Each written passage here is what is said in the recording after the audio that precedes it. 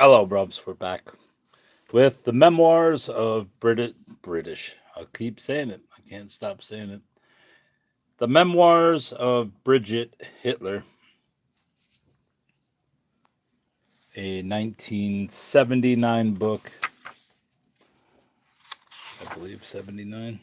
Yes, by Gerald Duckworth and Company Limited. Chapter 1. It was at the annual Dublin Horse Show. Everyone had come to see and buy the fine Irish horses, English and Irish sportsmen, the nobility, tourists from all over the world. I always enjoyed going anywhere with my father, and I must confess that I was not unaware of the honor of being escorted by the best looking fellow in the countryside, as he was generally described. Many eyes turned towards us, the tall Irishman and the girl in a white muslin dress with flounces and a blue sash. My white hat was ornamental with ostrich plumes, and I carried a parasol. This was the year 1909. Father was discussing the horses with Mr. Tynan, a neighbor, and presently they were talking with a handsome stranger dressed in a brown suit, a Homburg hat, and immaculate spats. To my interested eyes, he represented the heights of elegance, according to the vogue at the start of the century. A white ivory walking stick with a gold handle was hooked over his arm with inimitable dash. In his tie was a pearl pin and two rings on his left little finger, one a diamond and one a ruby, added just the right note of lavishness. Across his cream colored waistcoat, a heavy gold chain stretched from one pocket to the other, and his mustaches were waxed and curled up, right a la Kaiser. He introduced himself as Alois Hitler from Austria. I cannot deny that this stranger, with his fine foreign manners and his debonair Viennese ways, made a great impression on me. His conversation was quite different from that of the commonplace, hard-working farmers and their wives,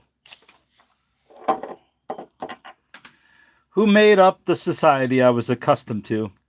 Everything he said was so new and interesting that even his broken English seemed charming. The Royal Dublin Horse Show, where Bridget tells us she met Eloise. And that's Hitler. When the horse show was over, we met in a Dublin museum in Merrion Square, and then Eloise invited me to tea. It was my first date with a man. Need I say that I was already head over heels in love? My parents did not view our budding friendship with approval. Catholic and conservative, honest farmers for countless generations, they considered all strangers alien intruders. Consequently, the idea of my becoming the wife of an Austrian, a foreigner, was decidedly repugnant to them.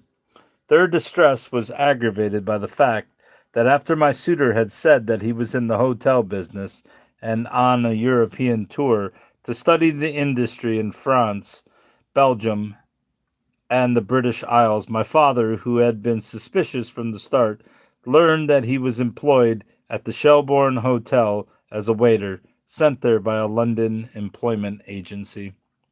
Finally, the situation became so unbearable that I had to choose between my family and my suitor. Perhaps I should have known better, but who could blame a 17-year-old for choosing the man she loved? We ran away to London without my parents' consent and were married there.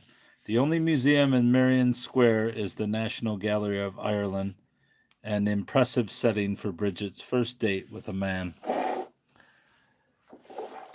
There was a great hue and cry at home after our elopement, and my father threatened to appeal to the police and have that Austrian foreigner arrested for a kidnapping, but he was dissuaded from doing so by my mother. It was not until a year later that I succeeded in making peace with my family when father came to be present at the baptism of his first grandson. We had named our baby William Patrick, but it was not long before I found myself calling him Pat. Eloise, however, addressed him as Willie. Both of us clung stubbornly to our chosen nicknames. I am sure Eloise never once forgot to say Willie, and it never occurred to me to call my baby anything but Pat. A little thing, perhaps, but it might have served as a warning. How long can a marriage endure when the parents fail to agree on so simple an issue as the nickname of their only son? And here is Bridget's certificate of marriage to Eloise.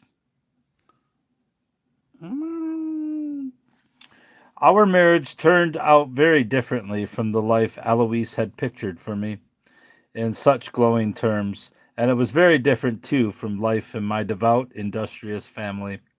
Eloise had a volatile, bohemian nature and was always just about to make a fortune. He changed his way of earning a living 4 times during our first 2 years of married life. At least he was trying. From London, we moved to Liverpool, where he opened a small restaurant in Dale Street. Selling this, he bought a boarding house on Parliament Street, then a hotel on Mount Pleasant. Then he went bankrupt and lost the hotel. There were times I didn't have enough money to buy milk for my baby. One day, Eloise appeared, gay and smiling. Cece, we are rich. He always called me Cece, after a portrait of Saint Cecilia, which he particularly admired. Flinging a big roll of bills on the table, he said he had won in the Grand National at Aintree. He scarcely gave me time to pack. And here's William Patrick's certificate of baptism. 2 hours later, we were on our way to Les Touquet to play roulette. This was the first of many such trips. Whenever he had money, we would go to the continent, Monte Carlo, or other gambling places. On the way back, having lost, Eloise would always swear that he would never go near a roulette table again, never again. But he was a born gambler. Only the lack of funds deterred him from playing the races at Liverpool. Gambling at cards, anything that came along, and he was lucky sometimes. Then he was light-hearted and open-handed. A restaurant in the same street in which Eloise opened his.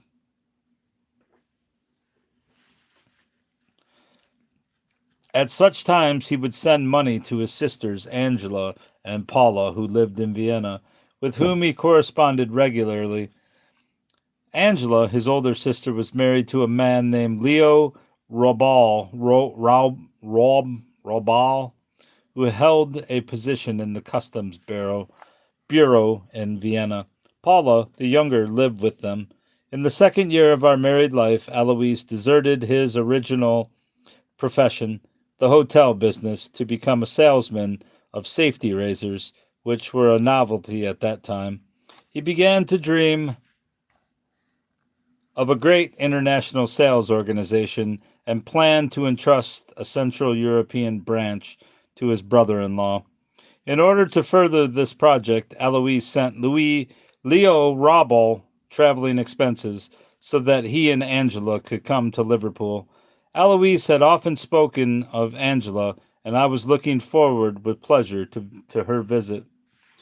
When we went to Lime Street station to meet them, I eagerly scanned the couples descending from the 11:30 train, wondering if I would recognize our relatives. Instead of Leo and Angela Robel, however, a shabby young man approached and offered Eloise his hand. It was my husband's younger brother, Adolf, who came in their place. Looking back now, it would be very satisfying to say that my Irish second sight, or even my woman's intuition, had helped me recognize unusual qualities which might explain why the young man we met would one day become one of the most notorious figures in history. But there was certainly nothing about the pale, unsteady-eyed youth who began agitatedly whispering to Eloise that distinguished him from thousands of others. One would have expected that for such a long journey he would have come fairly well dressed. Certainly, wearing such a worn out suit could only mean he had nothing else. Even so, I would have welcomed him as I would any member of my husband's family. Had not Aloise's angry voice startled me, he was furious. Forgetting his surroundings, he spoke so sharply and loudly that heads turned towards us in astonishment. Number 102, the house in which the Hitlers lived, would have stood where the black railings are now in Upper Stanhope Street. Lime Street Station, where, according to Bridget, she and Alois met Adolf off the train in 1912. At first, Adolf, obviously exhausted from the long journey, mutely listened while Alois berated him, but then he replied even more heatedly. At the height of a discussion, Adolf moved closer and grabbed Alois's topcoat by the lapels. For a second, the tension was so great that I decided I'd better go. They had forgotten I was there anyway. I left them. It was late in the evening when the brothers came home. We were living then at 102 Upper Stanhope Street, Prince's Road, in a pleasant three-roomed flat. I settled Adolf in the room that had been made ready for the Rawbles. I was annoyed with both of them for their untimeliness. The dinner I had spent hours concocting was completely ruined. Alois, who was an excellent cook, had taught me how to prepare his favorite dishes. This dinner was to have demonstrated to his sister my skill in Viennese cookery. The moment they came in the room, I realized that the earlier outburst had cleared the air between them, and now the two men sat down to the warmed-up dinner in a quiet, almost friendly mood. Adolf, however, was completely exhausted. His pallor and lassitude were so pronounced that I feared he was ill, and immediately after dinner he retired. Alone with my husband, I reproached him for his unbrotherly behavior and for the scene he had made at the station.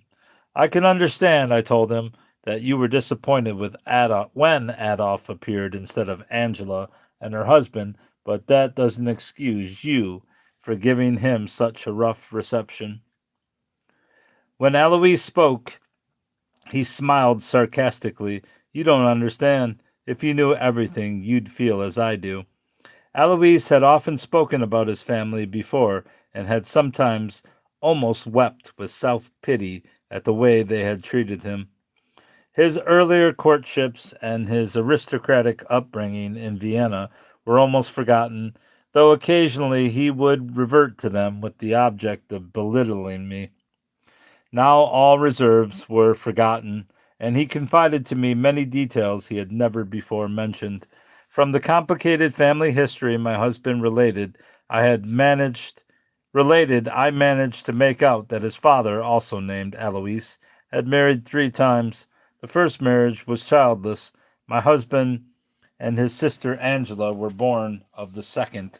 Adolf, now sleeping in the drawing room, and his sister Paula were the children of the third marriage. I invited Angela and her husband to be our guests. I didn't invite that good-for-nothing Adolf. He's a disgrace to all of us. I want nothing to do with him. His eyes clouded, and his mouth took on the stubborn, twisted expression I knew so well. Whenever he spoke about his unhappy childhood, his upper lip would begin to quiver with emotion. When Alois's mother died, his father had married for the third time. His new wife had from the start displayed a tendency to be a typical stepmother. When her children were born, Alois's position became almost unbearable, and as he grew older, it grew worse. When I was only 13, my husband told me, my stepmother drove me out of the house. She persuaded my father to send me to Linz without a penny. I was apprenticed to an innkeeper, Herr Spressler. He was a brute. 3 months later, when my father finally came to see how I was getting on, I had lost 10 pounds and was black and blue from beatings. I threw myself on his knees and begged him to take me away. My father had always been stern with me, but I think he might have relented if it hadn't been for my stepmother. You see, I had always wanted to be an engineer, but that cost money. My stepmother needed all the available money for her favorite, Adolf, whom she kept at home. He hid behind her skirts, never doing a day's work or earning a heller. And here's Eloise, Angela, Leo, Robbel, Eloise Hitler. And there's Clara, and then there's Adolf and Paula Hitler. Paula. Once I got into a serious scrape in Vienna. I was threatened with prison for being unable to account for a few crowns I had collected from my master. In desperation, I asked for help, begging them to send me the missing crowns. I remember the exact words of the reply I got, as though they had been engraved on my soul. To steal and to be caught means you are not even a good thief. In that case, my advice is go hang yourself. The letter was in Adolf's handwriting. I can never forget it, and I cannot forgive him, even though the letter was dictated by his mother. I tried to calm my husband for fear he would fly into one of his governable rages. I had been aware for a long time that his childhood experiences had warped his whole outlook on life. There's no point in hating people on account of things so long past, I told him. You're both men now. Your stepmother is dead. And after all, you and Adolf are both children of the same father. My husband interrupted impatiently. Of course we had the same father, but there are other reasons too, not just what happened when we were children. When my father died, he left a house and a small piece of land. 1/4 was to be mine. Do you know what Adolf did? After my stepmother died, he sold the house and the land, my share too. We weren't children then. That was only 3 years ago. I wanted to charge him with embezzlement and send him to prison, but when I wrote to Angela from Paris, I was working there at the time, she persuaded me not to, and he got away with that too. Eloise was pacing back and forth as he spoke, and then he stopped before me. Can you understand how he could have the cheek to come here, using the money I sent to Angela, after what he did to me? Zum Teufel, in his place, I would rather have gone to jail. Which is where he would have gone. The Viennese police had been after him for the last 18 months. Before, when Eloise happened to mention Adolf, he had always referred to him in a patronizing but also faintly sentimentally masked manner as my artist brother. Now that he was in a temper, he forgot entirely the grandiose distinction everything he described as my usually took on, and disparaged our sleeping guest. When Adolf's mother died in December 1908, he went to Vienna and lived on our inheritance, mine as well as his. He had never learned a trade, so when the money ran out, instead of getting a job, he just moved in on my sister Angela. He lived in her house and ate her food until even she got tired of it and made him leave. In the end, he sank so low that he had to seek shelter in the Vienna municipal lodgings. Imagine how I felt when I heard that. What a disgrace. There's some excuse for old men who have nowhere to go and can't work, but Adolf was only 20 when he went there, and he has stayed ever since. A man in his early 20s so shiftless that he lives in a lodging for old men at the city's expense. Isn't that shameful? And he's my brother. My brother. But you told me he was an artist. I wanted to stop him somehow. When he got so excited, there was no telling what might happen. Cece, darling, don't be ridiculous. Artist. He's nothing but a cheap dauber. They wouldn't even accept him as a student in the Kunst Academy. And what kind of an artist is a man who copies pictures and signs them with his own name? Is that why they want to put him in jail? Oh no, something much more serious. He's a deserter from the army. You know, Cece, every man has to serve 3 years in the army in Austria. Adolf has been hiding from the military authorities, consequently from the police, for the last 18 months. That's why he came here to me. He had no choice. When he confessed this at the station, he wondered I didn't welcome him with open arms. It was easy enough for me to understand why my husband spoke so contemptuously about Adolf's conflict with the Austrian military authorities and police. No one could have been more careful in such matters than Alois.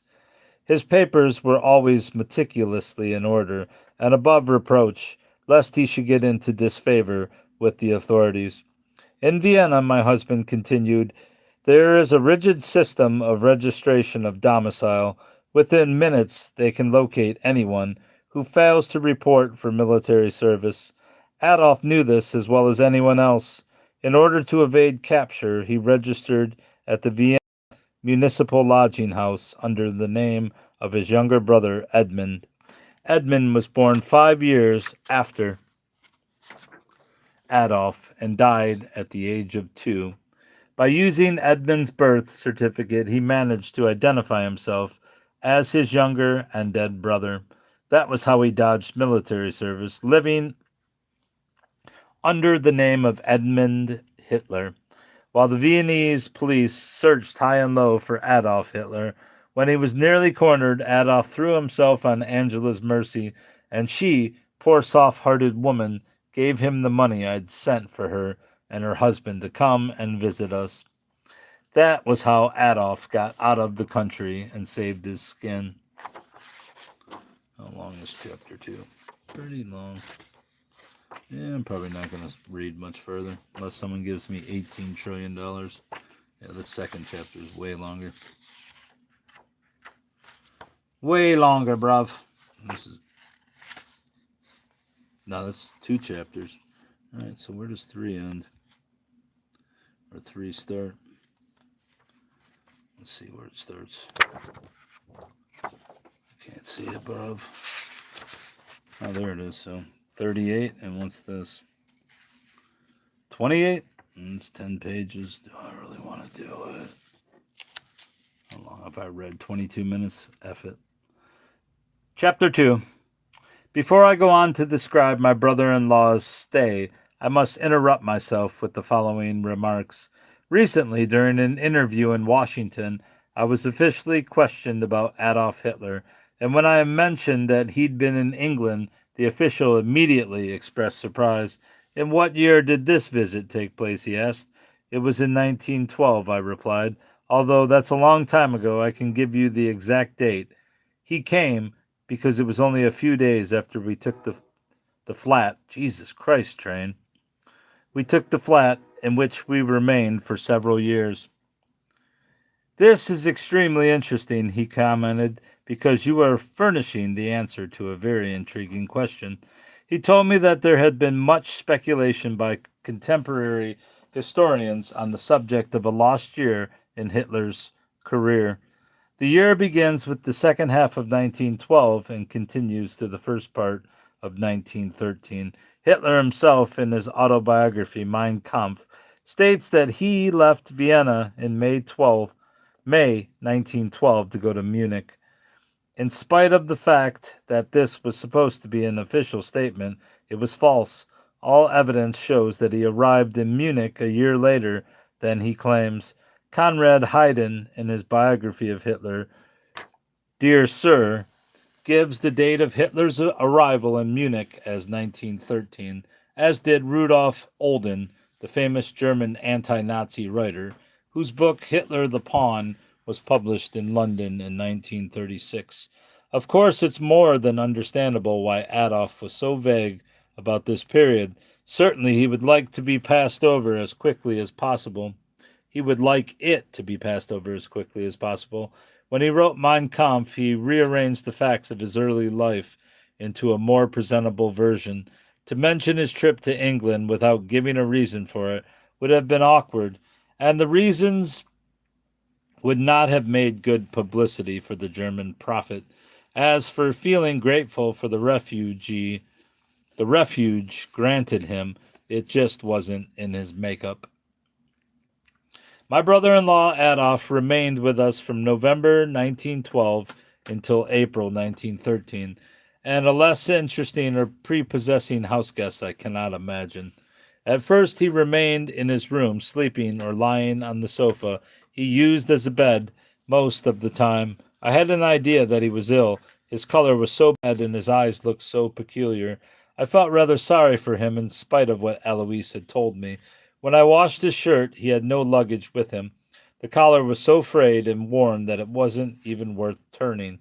I persuaded Eloise to give him a few things, and as a matter of fact, he wasn't at all reluctant to do so. Indeed, I think he would have been more than willing to help Adolf if the latter hadn't been so unappreciative and difficult.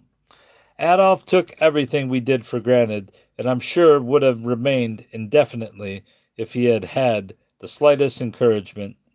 Thinking back, I found him only weak and spineless, but curiously enough, I think he preferred my society to that of my husband.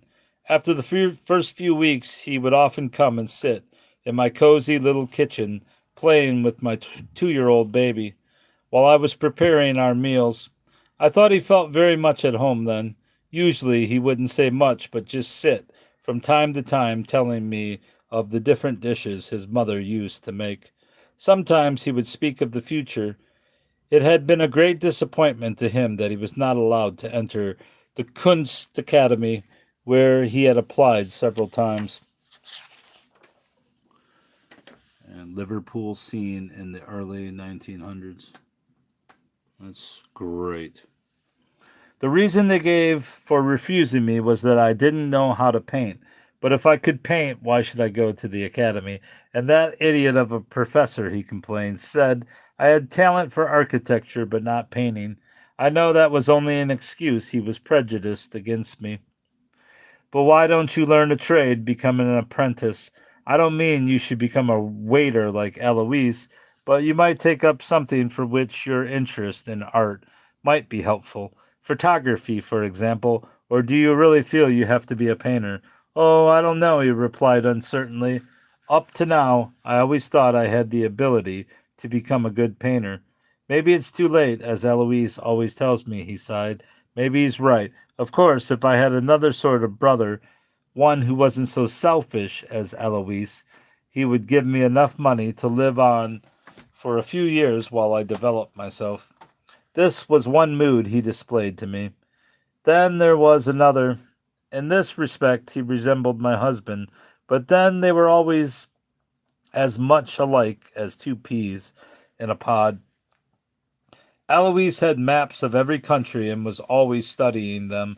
When Adolf was with us, I had to go through the same thing all over again. He would spread them out on tables or even on the floor and pore over them for hours.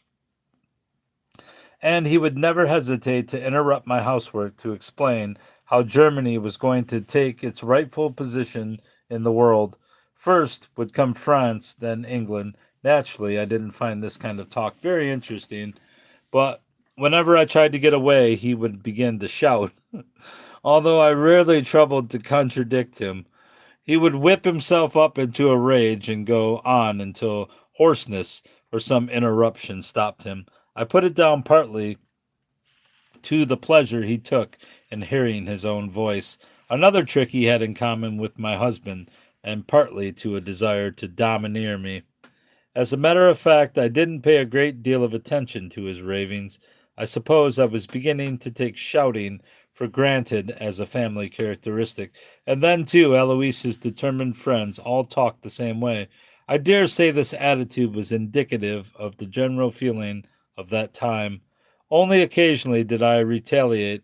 Once I couldn't stand Adolf for another minute and burst out, You have a fine nerve coming here as you have and saying such things. You will never live to see the day England will be destroyed by Germany. If it ever comes to a fight, it's just as likely that the opposite will happen. Anyway, why do you take such an interest? You and all of us, too, are Austrians, not Germans. He stared at me as though I had struck him in the face. For a while he had nothing to say, but his bewilderment soon passed off, to be displaced by what I can only describe as a kind of sly pleasure in the fact that he had made a Britisher lose her temper. When Alois had time, he took off to London. Adolf was enchanted by Tower Bridge, and they bribed their way into the engine room to see the immense machinery in motion. Alois had a regular passion for machinery and was pleased to have a companion on his jaunts. He showed Adolf power plants, dynamos, river cranes, and the inside of ships. When they came home, there would be endless discussions of what they had seen. Here's Tower Bridge with which Adolf was enchanted. They both had an intense interest in anything English and were always going sightseeing, though I don't mean to say they were storing up information for later use. Certainly, at least subconsciously, they were the forerunners of the tourist who later streamed out of Nazi Germany in all directions and brought home the odd bits of information which, patched together, formed a complete pattern. I think it more than possible that Adolf's English visit gave him the idea. As soon as Adolf knew he was way around, he began disappearing by himself, not returning until late in the evening.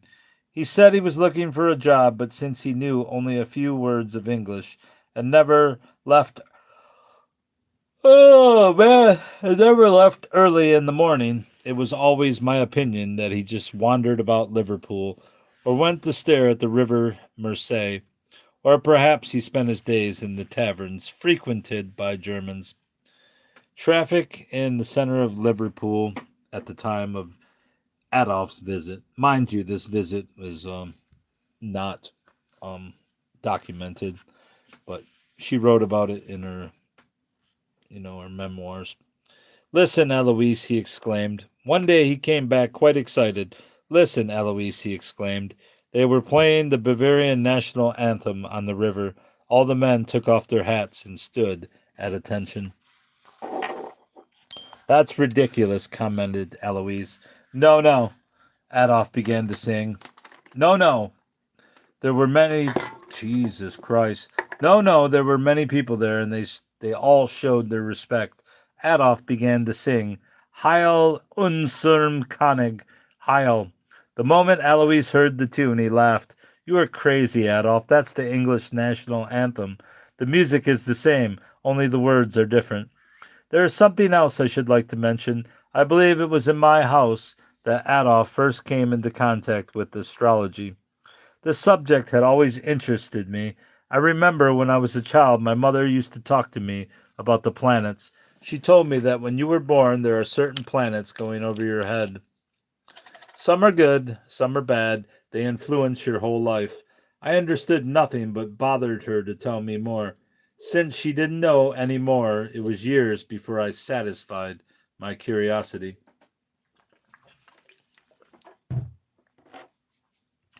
Not long before I had met a Mrs. Prentice who cast horoscopes. My husband despised the idea, but from the moment Adolf first heard about it, he kept after me for more details, though never in Eloise's presence. He asked to have Mrs. Prentice do his horoscope again and again.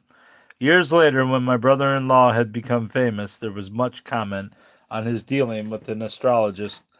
It was said he never did anything without first ascertaining the astrological aspects. I thought back then to the idle words I had spoken, which had served as an introduction to this absorbing interest. One day, Mrs. Prentice cast the horoscope for Pat. He would go to Germany, she predicted, and would be taught German. I didn't pay very much attention at the time, but it is curious that her prediction came true. Tiring of Adolf's presence, Alois suggested he should go to America, and even went so far as to offer to pay for his steamship ticket. At first, Adolf was enthusiastic, but in a few weeks his interest languished. Adolf argued that he must learn English first, for without it he would be unable to make a living in an English-speaking country. Alois countered that if thousands and thousands of Germans went there without knowing the language, Adolf could too. Adolf agreed to go if Alois would advance him enough money to live on until he could support himself. That was more than Alois could have done, even if he wanted to, so the project fell through. As the visit lengthened, relations between the two brothers became more and more strained. Naturally, our family life suffered. Quarters were so cramped it was very difficult for me, and I had my baby to care for. It is always easy to say, tell him to go, but however absurd it may sound, there was no way of getting rid of Adolf. He had moved in as a permanent guest. Time and time again, I have tried to think what qualities in the young man I knew that enabled him to make his later career. Actually, the only striking personal attribute that comes to my mind is his incredible persistence. He knew we wanted him to leave. My husband even offered to pay for his room in an hotel, yet he managed to stay on. First, I must learn English, he had said, but he learnt nothing, although he was always reading, not books, little pamphlets printed in German. These were Adolf's books. I didn't know what was in them, nor exactly where they came from, so I presume he must have got them from the Germans he met around the city. Eloise grew more and more impatient with him, but how could he deal with the situation?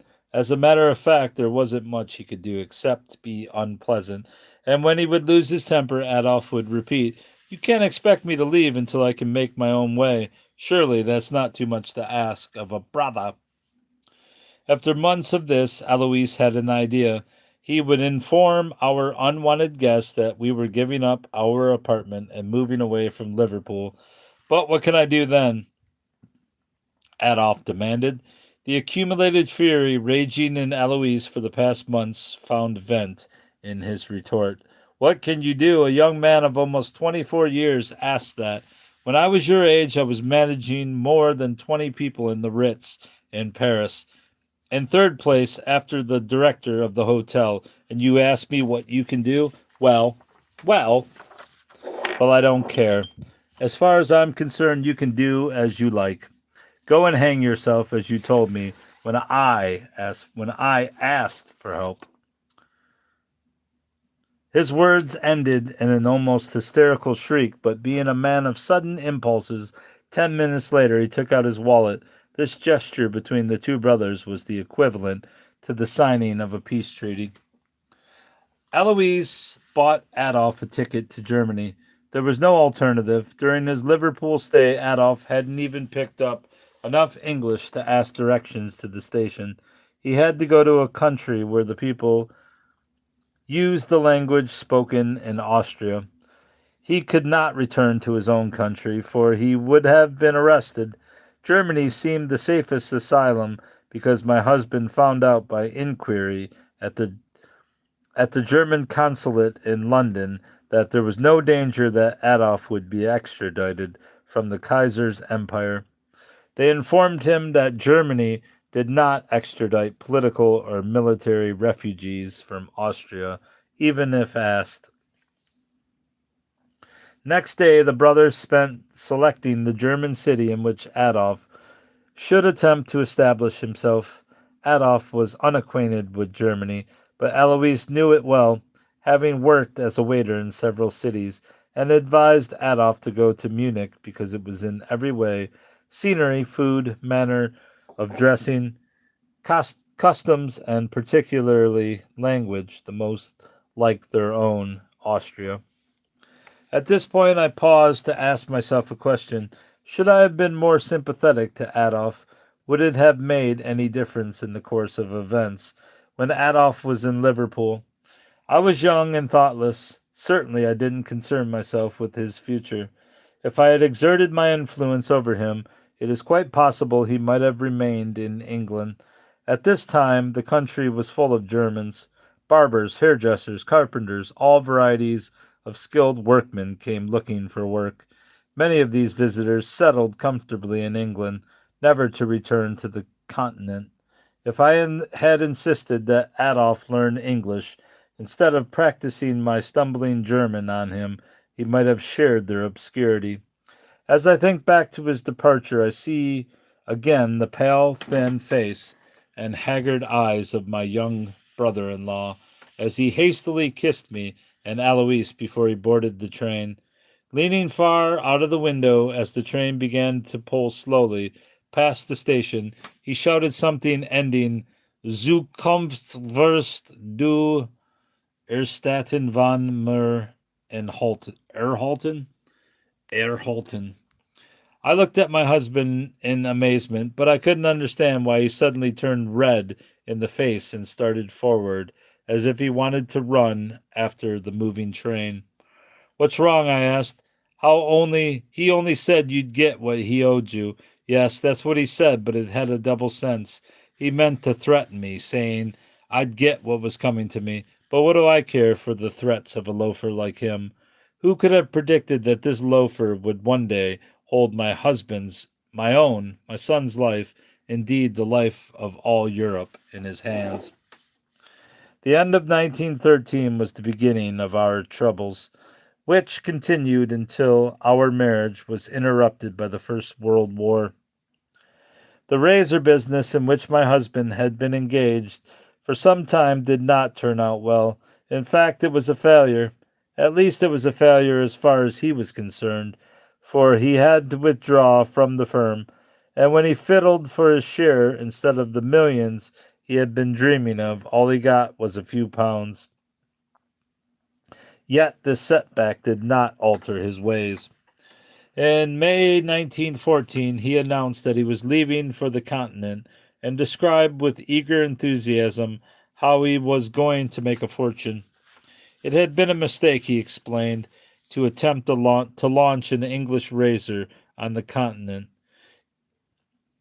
He would start a company in Germany. The German people were patriotic and would be much more likely to buy a German product than an English. I didn't believe a word of it. I thought he was going to play roulette. He had what he thought was an infallible system. Haven't you found out yet that you can't win? I protested. Why, Cece, not going to play. This is business. It's a wonderful opportunity to make a fortune, you know. It was useless to argue. He left, and a week later I got a postcard from him. It was mailed from Berlin. Of course, that didn't prove anything. Not that he was in Berlin, at any rate. When I used to go with him to Monte Carlo or the other gambling places, he didn't like his business associates to know where he was. He would often have his letters sent from Berlin. He used a Paris Irish firm, which, for a small fee, would mail communications for its clients from anywhere they designated. I used to write to him care of them, as it was convenient to have a fixed address when he was traveling about. The last card I received from him was also postmarked Berlin. The date was 28 July 1914. This is what he said. Everyone is talking about war. They say it will break out in the near future. I don't believe it, but I'll be on my way back to England next week. But during the next week, war broke out. If my husband left for England when he said he was going to, he must have found the frontiers closed. Or perhaps he never meant to leave. The war was on. He was in one world, I in another, and the frontier between us was guarded by millions of soldiers. And that's going to be it, because that's 45 minutes in. And that's all, bros. Until next time.